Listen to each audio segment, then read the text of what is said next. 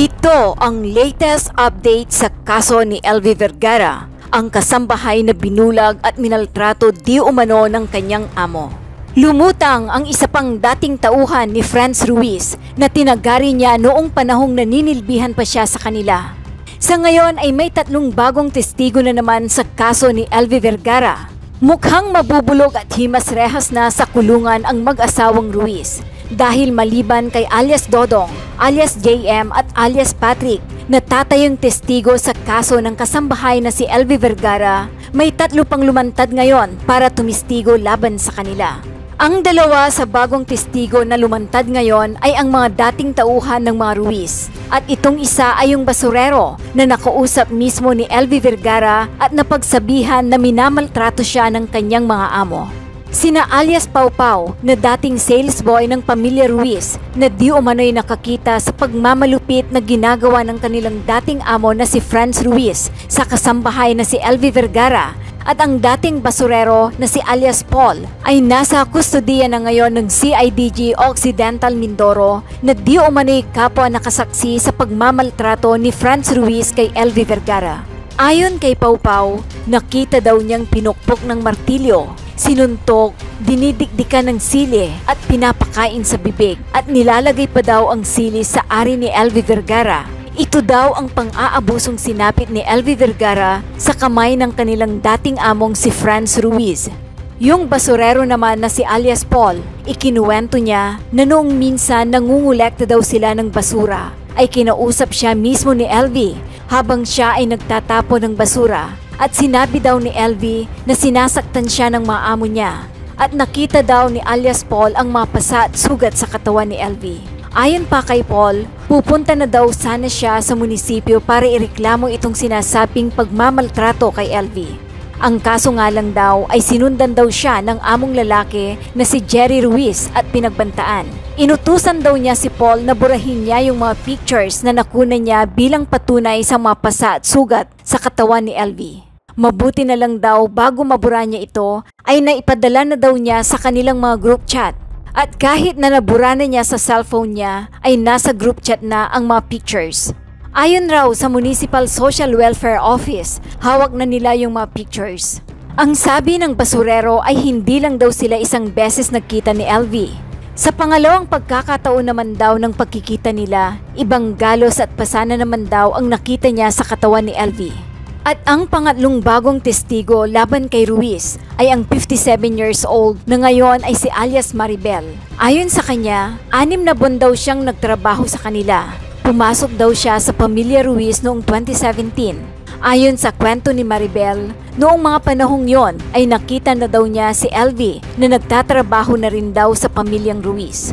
Ayon pa sa kwento ni alias Maribel, ay nakaranas din daw siya ng pananakit at pagmamaltrato mula sa kanilang dating amo na si Franz Ruiz. Wala daw araw na hindi siya sinasaktan, pero ang pinakasukdulan daw ay yung tinaga daw ang kanyang kamay.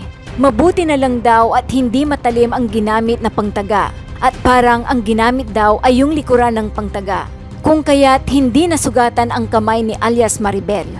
At ito na daw ang naging hudyat kay alias Maribel na kailangan ay makalaya at umalis na siya sa pamamahay na yon bago pa man daw lumala ang pananakit na gagawin sa kanya ni Franz Ruiz.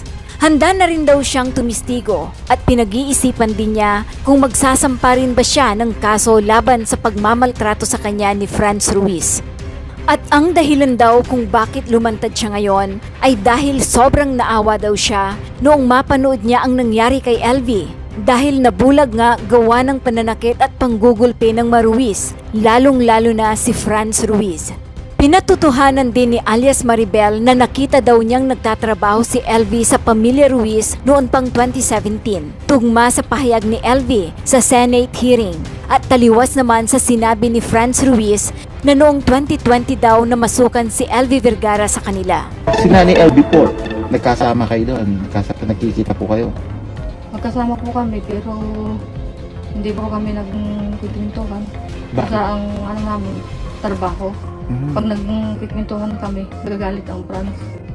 Ako ang laging sinasaktan ng Franz. Hindi ko po alam kung anong dahilan. Kailan po nagsimula ang pananakit sa inyo? 2017 po. Mga ilang araw lang po na siya nagbait sa akin. Tapos po, yung bait pala niya, ako niya relaang. Tapos nung tagal-tagal, lagi po akong kinukurot sa likod. Tapos pinipingol ang tainga. Pagkaba po, pag ako tinatawagan, hindi ako agad nadais. Siyempre, malayo po yung trabaho ko eh. Namimingol po sila ng tainga. Ano pa po yung ginagawa sa inyo? Sinasuntok ba kayo? Binubugbog? Hindi naman po nang bubugbog ay nanguris nga po sa likod. Pag minsan nakasunod sa akin, nakakurit na laang. Ano po yung pinakamalalang ginawa sa inyo? Yung pong pagtaga po sa kamay ko na buti nga po, hindi po yung talim. Yung likod ng gulok. Paano po? Pakita nyo po. Paano Pagayan po ang sabi ko.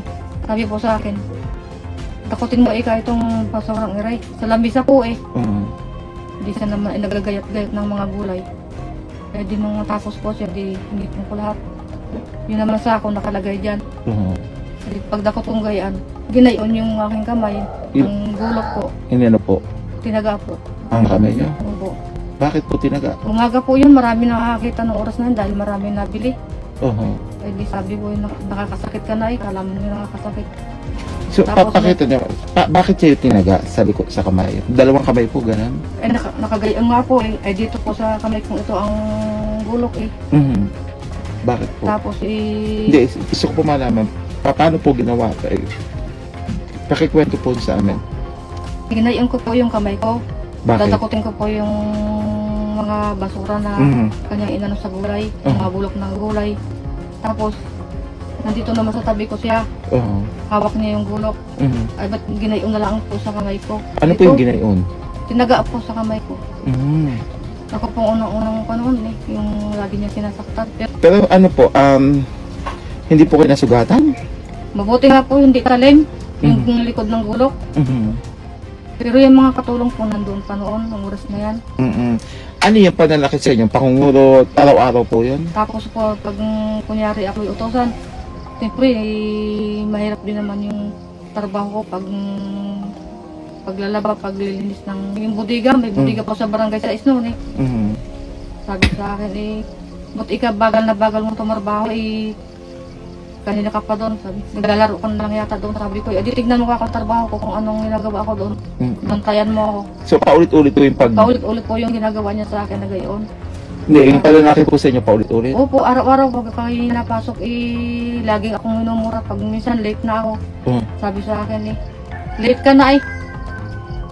Hindi ka usapan natin, alas 5 pa lang ng madaling araw daw, nandun ako sa tindahan.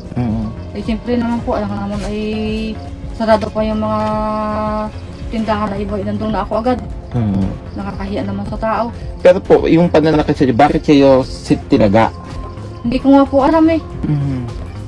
Hindi ko maintindihan ba't anong ginagawa sa amin. Bakit yung paulit-ulit yung pananakit? Opo, araw-araw ko na, pag ako napasok, araw-araw din pa akong ginasaktan ng gayon. At araw-araw din ako minumura. Sabi kayo ikaw pinasisweldohan ko, kaya nga ikaw pinapasweldo ko sa inyo, bagal na bagal yung kumilos. Kailan po kayo umalis? Ano lang po ako doon, ay 6 na buwan lang ako doon.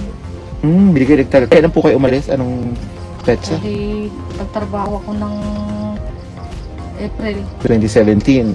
Opo. Kumbalis pa ako ng December. Nakikita niyo doon si LV na minumura lagi? Kami lahat po, pag magagalit sa amin, kami lahat minumura. Pag may pagling kamalian, minumura kami. Hindi lang naman ako nakakarating ng mura, pati mga kasamahan ko. Ngayon, Nay, nung mapanood nyo si LV, nung malaman nyo nangyari kay LV, ano naramdaman nyo? Pati siyempre kung masakit ang kalooban ko at ng kasamahan ko ginagayon nila. Magulat kayo sa nangyari kay LV? Opo. Bakit po kayo ngayon lumantad? Bakit po kayo maharap ngayon? Bakit po kayo ano po ang gusto nyo mangyari? Para po makatulong sa kasamahan ko po para mabigyan ng hustisya. Kayo po nais nyo din ng hustisya? Opo. Handa po kayo na tumistigo? Handa po. Magsasampa din kayo ng kaso? Opo. Pinapasweldo ba kayo doon, Nay? Hindi ko nga po alam kung nakuha ko yung sahod ko noon dahil natakot na nga ako nung pagtaga sa akin, hindi ako Bakit po kayo umalis? Natakot kayo? Natakot na nga po ako eh. Anong petsa ba yung kayo tinaga? buwan din po ng December yun. Kaya kayo umalis? Po. Mm. Ay nagkasakit na po ako noon eh. Mhm. Parang nagulat na yung nawala na yun sa isip ko yung pan. Eh, sabi ko eh hindi na ako papasok doon. Baka sa susunod eh hindi lang ganyan mangyayari sa buhay ko. Baka ako eh tinagat na naman ako o binugbog ako doon. Hindi ko pa alam kung anong gagawin sa akin. Bakit kayo nagkaroon ng lakas ng loob po na humarap ngayon? Para kung matulungan ko po yung kanyang binulag. Oo. So, dahil napanood nyo na sa Opo. TV? Napanood ko pa sa Facebook. Ayun. So, handa po kayo. Opo. Sobrang sakit ba yun na nangyari sa inyo? Eh, siyempre po, kasamahan ko po yun. Babae rin ako eh. Mm. Siyempre, natatakpan din ako sa nangyari sa kanya. Ngayon pa, may takot pa rin kayo kay Franz? Eh, hindi na ako nakapag sa kanya. Hindi na ako natatakot dahil kung minsan nadaan po ako doon sa tindahan niya. Pag minsan sinisigawan niya ako noon. Nung mga isang buwan siguro akong umalis sa kanya, padaan-daan ako doon sa kanya hanggang harapan ng tindahan. Hindi ko naman pinapansin. Sabi ko, iyay ka dyan magsigaw. Parang sinisigaw po sa inyo? Sabi niya Ate Bing, pumarito ka. At ikaw ay kung uli, kukunin kong kasamahan dito. Huwag mong tinda-tinda, sabi. Pati yung kapatid niyang isa, yung dalaga pa noon. Eh, sabi ng Ate Franz, kung daw, pumasok ko daw doon. Sabi ko, ayaw ko. Ayaw ko na. Yung ginawa niya sa akin. Okay. So ngayon po ay talagang